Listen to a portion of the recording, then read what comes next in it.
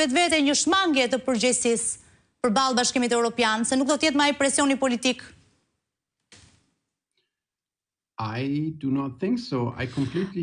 Jam plotësisht dakord me pyetjen dhe me analizën e pyetjes suaj. Dhe mund t'i rikthem asaj që thash më herët. Disa persona kanë mendimin se tani kërkojnë disa rrugë të shkurtra për të mbërritur tek fondet evropiane pa përmbushur kushtet evropiane, por nuk do të funksionojë.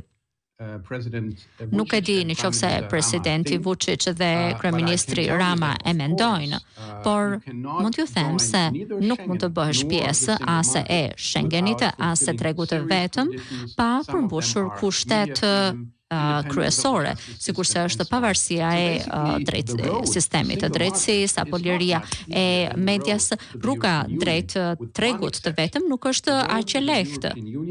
Rruga drejt Bashkimit Evropian, të paktën për mendimin tim, të tjerë mund ta mendojnë ndryshe, është tani më e mbyllur sepse nuk ekziston një mazhorancë politike që të pranojë vende të tjera të cilat mund të kenë të drejtën e vetos. Në të ardhmen mund të ndryshojë, por për tani nuk mund të ndryshojë dhe s'do bëhet që as për malin e zi. Në këtë situatë ja vlen të mendohet për rrugë alternative. Megjithatë, tani për tani, i vetmi vend që mund të bëhet gati brenda 2-3 vitesh për tregun e vetëm është Malizi. Malizi nuk e do këtë tani, po kërkon ndarësim të plotë, por mendoj se shpejt do ta kuptojë se nuk ka zgjidhje tjetër.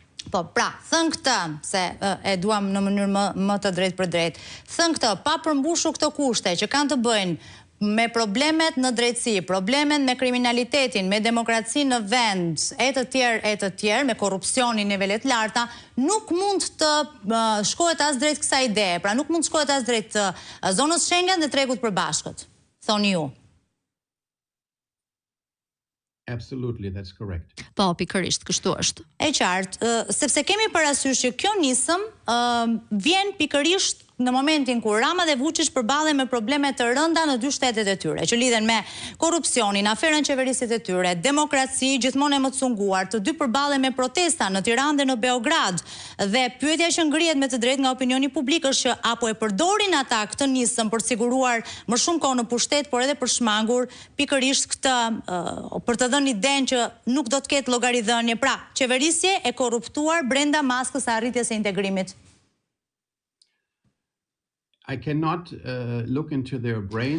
Nuk mund të mendoj, të arrit të kuptoj se çfarë kanë në mendje ata, por mund të them se e kanë shkruar së bashku këtë dhe unë madje e shkruaj në gazetë se duhet ta publikojmë këtë dokument të arritur mes tyre sepse